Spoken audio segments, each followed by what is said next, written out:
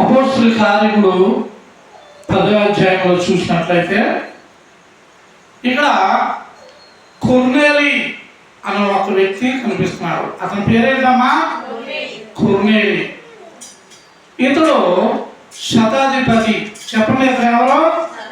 శతాధిపతి అనగా 100 మంది సైనికులపై అధికారి.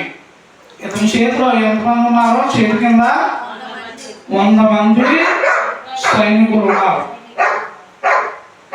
అయితే ఇతడు ఒక అధికారిగా ఉన్నాడు. ప్రజలకు బహుధర్మం చేసేవాడు అని కూడా రాయబడి ఉంది. దేవుని స్తోత్రం. హల్లెలూయా, హల్లెలూయా, హల్లెలూయా. కాబట్టి మరి కొర్నేలిలో ఎటువంటి మంచి లక్షణాలు ఉన్నాయో మరి రాత్రి మనం కూడా అటువంటి లక్షణాలను మనం కూడా అవలంబించుకుని కొర్నేలిలో ఎలాంటి మంచి లక్షణాలు ఉన్నాయో మనం కూడా ఆ రీతిగా నడుచుకునే వారమై ఉండాలి. అయితే ఇతడు శతాధిపతి అని నేర్చుకుంటున్నాము.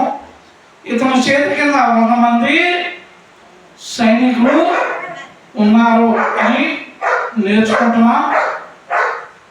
అంతేకాకుండా ఇతడు బహుధర్మము చేసేవాడై ఉన్నాడు. మరి బహుధర్మం చేయటమే కాకుండా ఎల్లప్పుడూ దేవునికి ప్రార్థన చేసేవాడు. ఏం చేసేవాడు? ఎల్లప్పుడూ కూడా ప్రార్థన చేసేవాడు. మనం కూడా కొర్నేలి వలె ఎల్లప్పుడూ కూడా ఏం చేయాలా? ప్రార్థన చేసేవారుగా ఉండాలి. మరి అంతేకాకుండా ఇతడు భక్తిపరుడు అని రాయబడి ఉంది. ఎవరంటే కొర్నేలి భక్తిపరుడు. కొర్నేలి ఎటువంటి భక్తి గలవారై ఉన్నారో మనం కూడా అటువంటి భక్తి గలవారమై ఉండాలి. మరి అంతేకాకుండా ఇతడు భయభక్తులు గలవాడు అని రాయబడి ఉంది. ఎలాంటి వాడు అంటే ఇతడు భయభక్తులు గలవాడు. కనుక మనలో ఏం లేదు? భక్తి లేదు. ఏం లేదమ్మా? ఉందా? భక్తి ఉందా? చెప్పాలి. భక్తి ఉందా? భక్తి అసలు లేదు. భక్తి లేదంటే పోనీ భయభక్తులు లేవు. భయభక్తులు లేవంటే దేవునికి భయపడే మనస్తత్వం అసలు లేదు. కానీ కొర్నేలిని మనం గమనిస్తే భక్తిపరుడుగా ఉన్నాడు, భయభక్తులుగా ఉన్నాడు, దేవునికి భయపడేవాడై ఉన్నాడు. దేవునికి స్తోత్రం. హల్లెలూయా, హల్లెలూయా. మరి ఈనాటి సమాజంలో కానీ సంఘంలో కానీ మన విశ్వాసులైన వారిని కానీ తోటి వారిని కానీ గమనిస్తే వీరిలో ఏం లేదు?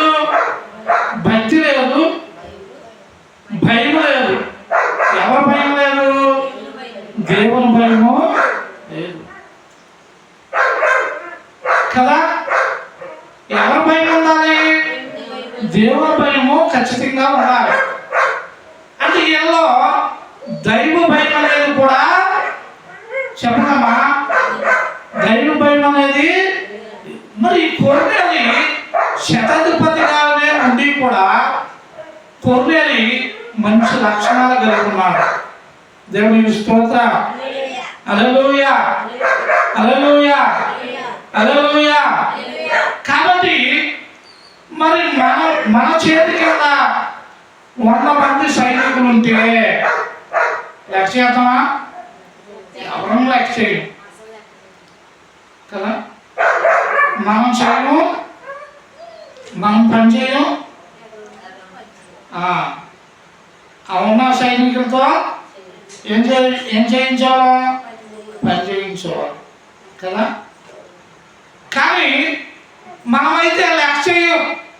కానీ కొర్నేలి అంత ఉన్నతమైన స్థానంలో కూడా ఉండి మరి ఇతడు ప్రజలకు ధర్మం చేస్తూ ఉండేవాడంట, ప్రార్థన చేస్తూ ఉండేవాడంట, భక్తిపరుడుగా ఉన్నాడంట, భయభక్తులు గలవాడై ఉన్నాడు, దేవునికి భయపడేవాడిగా ఉన్నాడు. అంతేకాకుండా మరి కొర్నేలి నీతిమంతుడు. కొర్నేలి ఎవరంట? నీతిమంతుడు. మన దేవుని బిడ్డలుగా మనం కూడా ఎలా ఉండాలంటే నీతిమంతులుగా ఉండాలి. మరి అంతేకాకుండా ఈ కొర్నేలి యోధా జనులందరి చేత మంచి పేరు పొందాడు. ఎవరి చేత? యోధా జనులందరి చేత. దేవుని స్తోత్రం.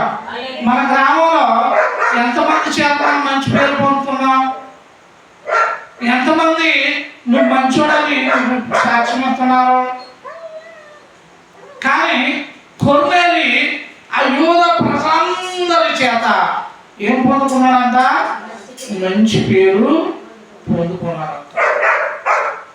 మరి కొర్నేలి ఎటువంటి మంచి పేరు పొందుకున్నారో మనం కూడా అలాంటి పేరును పొందుకునే వారమై ఉండాలి. ఒకటి చెప్పండి, కొర్నేలి ఎవరు? శతాధిపతి.